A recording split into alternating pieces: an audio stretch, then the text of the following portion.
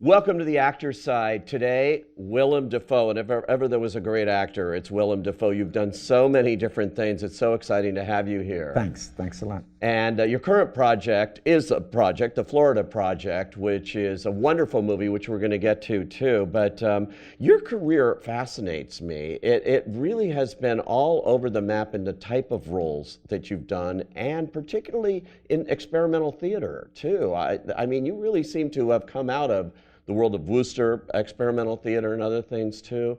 I'm curious as to how that helped you get to the point where you are now, because you stayed there for decades. Well, the work in theater really shaped my attitudes towards acting, and towards making things, towards how to live my life, towards what I was interested in. Yeah. And I suppose the most interesting thing I primarily talk about the Wooster Group, and then later I worked with Richard Foreman and Bob Wilson, and now I'm working with Romeo Castellucci. But the principal thing was 27 years with the Wooster Group. Right. And it was really a group of people. They'd got a space. They came from different disciplines. They came into that space and tried to make something from their different disciplines. So what it taught me is, first of all, towards performing, a kind of performing that's not so psychologically based, is more task-based. And also, it taught me a consideration for, because we incorporate a lot of video and there's a lot of integrating technology into the performances in a kind of non-illusionistic way. It taught me to also be like a technician. Actors and technicians work together. There's not a separation. Your film debut is kind of notorious. You know what I mean. Yeah. Heaven's Gate, which is one of the biggest, flops of all time. I mean, when it came out, certainly it was very notorious and controversial. Yes. That's your debut credit, except you're not in it. Well, I'm in it, but I got fired halfway through. It was a very particular situation, and of course I can joke about it because I'm protected by the fact that it had, if it was a huge success, I'd be a little more sheepish about saying I was fired from it. So let's be clear about that. But it was sort of an accident. I mean, Michael Cimino was under terrific stress, and we were sitting in a lighting setup for like 8 hours. In place, full costume, full makeup. We didn't even shoot that day. We were waiting for the correct light. Yeah. That's the kind of attention to detail, and that's the kind of excessive, he was really burning the resources for what started out as a modest film and then started to grow all the time. And someone told me a joke next to me in this grouping where we're waiting all day, standing on our feet. And I laughed. And Michael Cimino heard my laugh, turned around, saw me, and said, "Willem, step out." And that was it.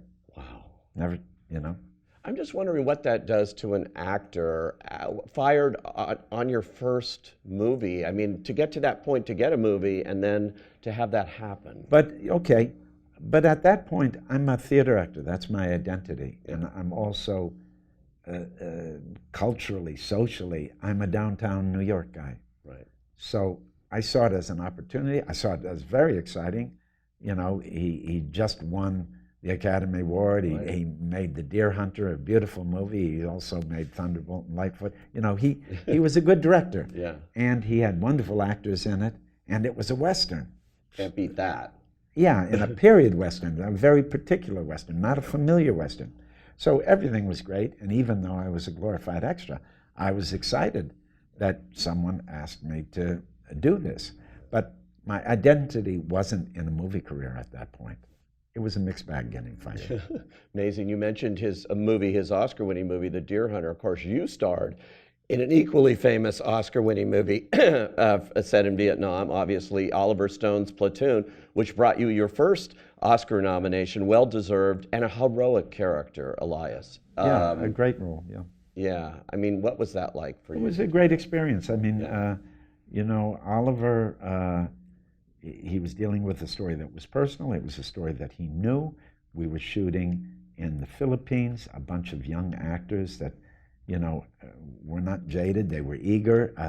They were new. They were fresh, and they were committed to telling that story, surrounded by Vietnam vets that, helped root the story by teaching us how to do things. Yeah.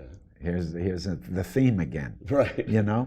They trained us to be soldiers, and a lot of actors talk about preparation and all that sort of thing, but that really did make a huge difference for this, because we were isolated. Hollywood was a million miles away.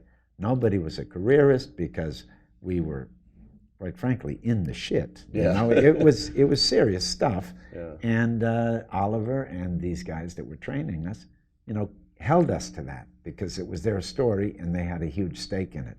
You said around the time, in terms of playing different characters, all kinds of different characters, there was a tendency early in your career to try to stereotype you as a villain. Sure. Mainly because you look like you could be a great villain in pretty much any movie if they tried to put you in it. I also think I was practiced, being a Midwestern kid, moving to New York and, living in bad neighborhoods and trying to be an artist and being poor. I think I had to adopt a good game face. Right. And so I think I was a little practiced at playing a tough guy. Yeah. And I'm not, and I wasn't, but I fooled him. Yeah. You're a nice guy. Yeah, absolutely. So that's how it started. But also I got to say that when you're young, it really strikes me if you're not conventionally handsome or conventionally charming, or have a little patter, or have a good persona that's like, attractive in a Hollywood way, the best roles are usually antagonists. Right. They get the juicy stuff to do. They're the people that burn hot. They're the people that have passion.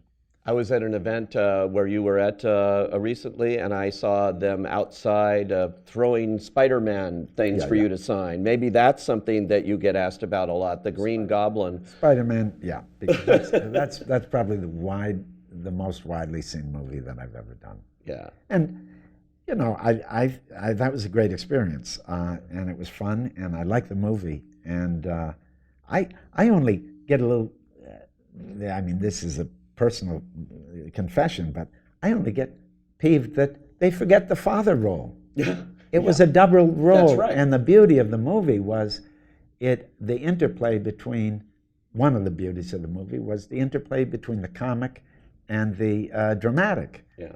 And the father's role was beautiful for that, because he was kind of funny, and there were comic moments, but he was also scary. He was he was a tragic figure. Yeah. And of course, actors mythologize what they do, but really, I thought that was a good role. Yeah. And while the action stuff is cool, people forget that.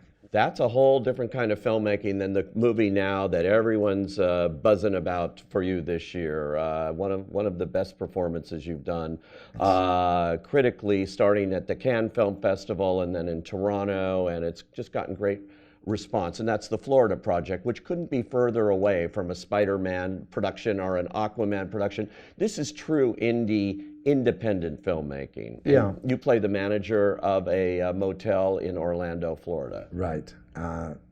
Right outside of Orlando in Kissimmee, very near to all the amusement parks, most notably Disneyland.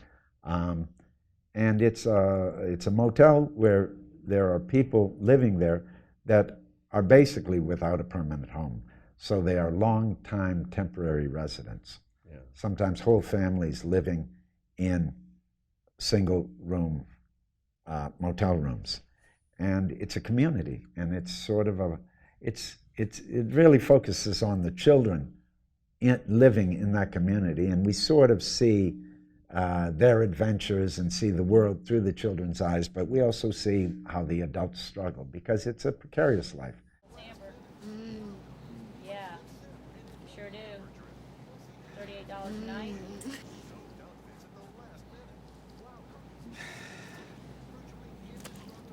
Okay, I warned you. One drip and you're out. Oh, come on! Out now. It's gonna melt outside. It's melting inside, too. But Bobby... Out. Thank you very much. You're not welcome! Did you do a lot of research with actual motel managers there? Because you actually shot in one of these motels. Yes. This was not a set that was built. No, it wasn't a set. And there were people that are living in the situation that the story depicts. So Sean Baker is really a great filmmaker, and he's got a great film culture, and he works, in this case, he had a very strong script. Yeah. But at the same time, he's also sort of an experimental filmmaker, so he's willing to veer away from the script, and working with children also made him have to find strategies to make them free to play and play without self-consciousness. It's challenging because, you're entering these, you've got a script and you're entering the scene and people are coming at it from very different places. Yeah. And the trick is to all get together and be in the same world. And that's tricky, but it's also inspiring sometimes because I can learn from their kind of innocence, and I'm happy to learn from it. So it's a challenge, and the kids are pure chaos, sometimes, and they were encouraged for them to be free, yeah. And the characters of these children, they're quite mischievous. They're kind of like, Sean talks about he was very inspired by Spanky and Our Gang, and I think of Huck Finn and Tom Sawyer, These kids, you can't control them, so you got to be with them. You got to find a way to be with them. And similarly, the beauty of this character is he always has to find strategies to deal with each person because he's in a position of authority, and it's not enough just to come down on them. He wants to be able to make this motel run smoothly. So the beautiful thing that happened kind of naturally in the scenes is he's got to wear lots of hats. He's got to be lots of people. Yeah. He's got to be empathetic. He's totally empathetic, but it's a great character, and it's a lovely movie that I hope everybody goes to see. It's a small film. They have to seek it out, but I think they will. Thank you so much, Willem Dafoe, for joining us. Thanks. Yeah.